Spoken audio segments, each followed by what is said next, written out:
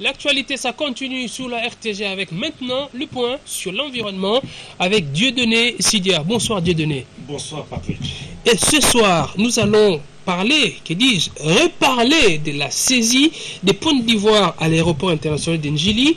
Lundi, 2 valises de 64 kilos contenant 49 pointes d'ivoire ont été saisies à l'aéroport international d'Ndjili. Dieudonné Sidia, ce n'est pas la première fois. Mais qu'est-ce qui explique cette répétition des saisies des pointes d'ivoire à l'aéroport d'Ndjili?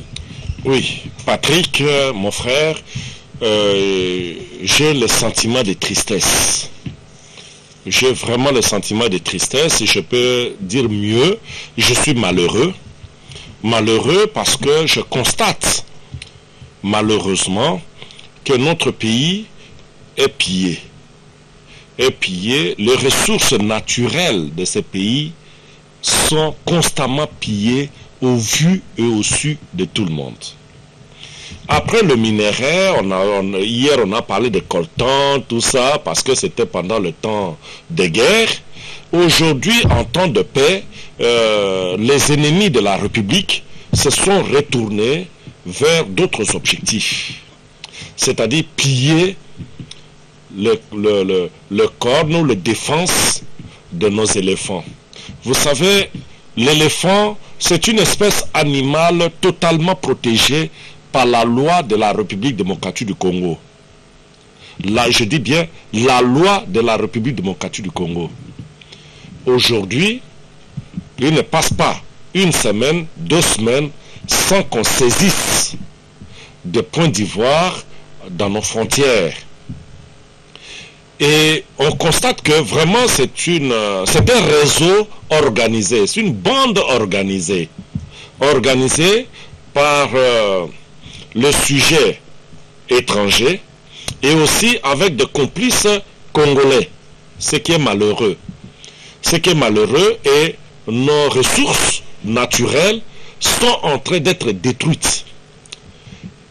Ces derniers temps, c'est plutôt le parc national de la Garamba qui est la cible. Le point d'ivoire qu'on saisit dans les différentes frontières de notre pays et principalement à l'aéroport international d'Ndjili, et je peux dire grâce à l'idée du chef de l'État de moderniser cet aéroport. Je vous dis, si cet aéroport n'avait pas été modernisé, on n'allait pas saisir ce point d'ivoire. Nos frontières ne sont plus des passoires. Non, sont nos frontières au niveau de l'aéroport de Ndjili. Et ça, je suis très fier du travail abattu par le gouvernement, parce que l'aéroport de Ndjili est aujourd'hui modernisé. C'est grâce aux équipements qu'on a mis à l'aéroport de Ndjili, et non seulement l'aéroport de Ndjili, mais dans différents aéroports, qu'aujourd'hui on réussit à mettre la main sur ces pointes d'ivoire qu'on saisit aujourd'hui. Donc ces ressources naturelles, je vous le disais, ce sont des ressources qui sont vraiment pillées. Avait été tué dans le parc national de la Garamba. Et le directeur général était allé consoler leur famille. Délicé-Sen. Était allé consoler leur famille. Personne n'en parle, sauf moi. Personne n'en parle. Mais comment expliquer que personne n'a des informations que vous... Je donne les informations. Je donne les informations avec vous sur ce plateau. Personne n'en parle. Où sont passés les ONG de l'environnement? Les ONG qui défendent l'environnement, où sont-ils? Vous voyez, ils sont là seulement pour la forêt, pour protéger la forêt, pour parler de la forêt, pour parler des eaux. Mais pourquoi ils ne parlent pas des animaux qui sont tués chaque jour? Où sont passés ces ONG? Moi, je suis pratiquement le seul à parler de massacres, non seulement des éléphants, dont le résultat, nous voyons sur nos petits écrans, mais encore de parler des massacres des éco-gardes, parce que les éco-gardes sont tués. Je vais vous dire que la République démocratique du Congo dans le monde est le seul pays à avoir payé les prix les plus lourds en perdant plus de 300 éco-gardes dans ces conditions. Parce qu'ils ont tout simplement accepté de garder notre nature. Ils sont tués. Plus de 300. Et ça ne meurt personne.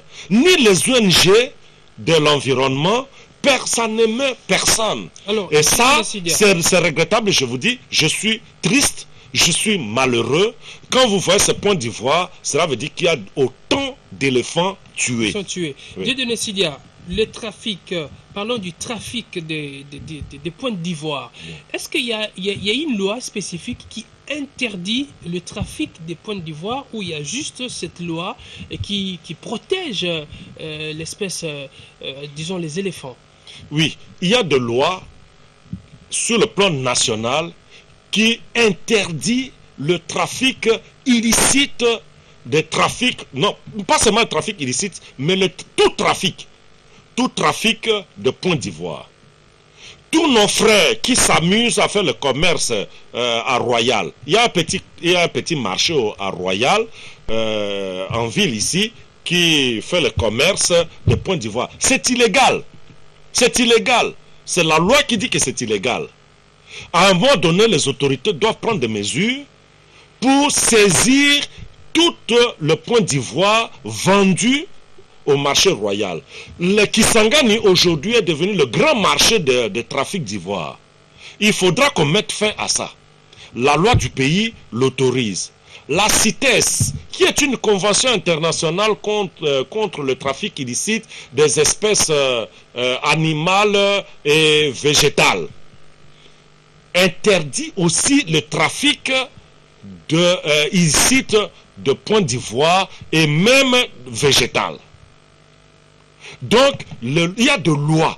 Il est question seulement d'appliquer. Ces bracelets que nous portons, fabriqués avec des... Si on vous trouve, Patrick, avec un bracelet, avec des bracelets avec point d'ivoire, on peut vous arrêter. Si on vous trouve avec une bague faite avec des points d'ivoire, on peut vous arrêter. Et ne soyez pas étonnés que, voilà, on vous a vu avec des bagues, avec point d'ivoire, on vous arrête. Ne soyez pas étonnés parce que la loi l'autorise. Et nous passons sur ce plateau et la RTGA, notre maison, a toujours permis à ce qu'on puisse vulgariser ces choses sur ce plateau pour que le Congolais connaisse que l'environnement, c'est un secteur qu'il faut absolument protéger. Mais Dieudonné Sidia, si c'est interdit les trafics, toutes sortes de trafics des points d'ivoire, ces points d'ivoire qui sont saisis, où est-ce qu'on les garde? Qu'est-ce qu'on va faire de ça? Justement, ça c'est une très bonne question, mon frère Patrick. En République démocratique du Congo, la loi autorise l'Institut congolais pour la conservation de la nature comme étant la seule banque de dépôt de points d'ivoire. La seule banque de dépôt de points d'ivoire, c'est l'Institut congolais pour la conservation de la nature. Et à cette occasion, je voudrais profiter pour remercier la DGDA, la RVA, qui en tout cas toujours collaborer parce que il faut remercier le patriotisme de ces services de la DGDA et de la RVA qui pouvaient bien prendre de l'argent et laisser passer. Mais nos frères qui sont aux frontières, ils ont décidé de mettre fin à l'impunité. Ils ont décidé de mettre fin au trafic. Nous les félicitons. Mais simplement, ils doivent aller jusqu'au bout de leur logique. C'est-à-dire, dès que ces points d'ivoire sont saisis, ces points d'ivoire doivent être orientés vers l'Institut congolais pour la conservation de la nature, qui est la banque du pays. Et l'Institut congolais pour la conservation de la nature va aller déposer ces points d'ivoire à la banque centrale, à la caisse de l'État congolais. Et ça, c'est à la disposition de l'État congolais. Mais dès lors que la DGDA garde ce point d'ivoire, la police garde ce point d'ivoire, la RVA garde ce point d'ivoire, ça échappe à l'État congolais. Ça échappe à l'État congolais. Donc il faut que tous ces points d'ivoire saisis soient transférés à l'Institut congolais pour la conservation de la nature. Mais je remercie vivement le travail abattu par ces services transversaux. Ces services qui abattent un travail patriotique. Parce qu'il faut être patriote. 64 kilos de points d'ivoire taillés et qui passent entre les mains d'une jeune fille. Quelle somme Dieudonné Sidia? Si vous allez par exemple ici à Royal, vous pouvez acheter 1 kilo de points d'ivoire à 80 $. Mais si vous allez par exemple sur le marché chinois, en Chine ou ailleurs, vous pouvez acheter 1 kilo à 800 $, même plus que ça. Vous comprenez comment c'est juteux. 1 kilo. Mais il vous amène 64 kilos dans 2 valises. Dans 2 valises. Prenez 64 kilos. Si cela arrive sur le marché chinois, multiplié par 800 $, c'est une fortune que la République perd. Que la République perd. Mais pour la République, les points d'ivoire ne sont pas une marchandise. Ce n'est pas une marchandise. C'est un produit de braconnage qu'on doit détruire. Voilà. Donc ça n'a aucune valeur. Les points d'ivoire n'ont aucune valeur en République démocratique du Congo. Donc ce sont des points d'ivoire que demain, on peut sortir des tonnes et des tonnes qu'on a déjà saisies et le chef de l'État viendra mettre de l'essence, il met le feu et on brûle. Ça n'a aucune valeur. Que personne n'aille prendre ce point d'ivoire dans l'idée qu'il peut le vendre. Non, ça ne sert à rien. Ça ne sert à rien, c'est sans valeur. Et si on vous trouve en train de vendre, on vous arrête. Voilà. On va terminer cette rubrique avec cette question dans un tout autre chapitre. Dieudonné Sidia, en quelques mots, le ministère de l'Environnement a lancé la campagne d'information au public aujourd'hui portant sur la COP 21. Cette grande rencontre sur l'environnement qui va se tenir à Paris, en France. Dieudonné Sidia, qu'en pensez-vous? Un mot sur ça et on va terminer. Patrick, ceux qui ont été au lancement de cette campagne, ils peuvent témoigner, c'est ridicule. Comment ça? C'est ridicule parce que on est en train de faire de l'aventure, de la blague. Et pourtant, ce qui révolte, le gouvernement de la République a mis l'enveloppe sur la table, a donné de l'argent au ministère de l'Environnement pour préparer la participation de la RDC à la COP 21. Beaucoup d'argent. Beaucoup d'argent. Ce que je dis, j'assume. Parce que j'ai toutes les informations. Le gouvernement a mis beaucoup d'argent sur la table pour que la République prépare cette conférence. Cet argent est bouffé. Et on est en train de faire des aventures, des blagues, de lancement de campagne pour pouvoir masquer tout ça. Mais cet argent, c'est pas entre autres pour organiser de telles assises aussi? Je vous assure, aujourd'hui, combien de Congolais vont aller à la COP 21? La COP 21.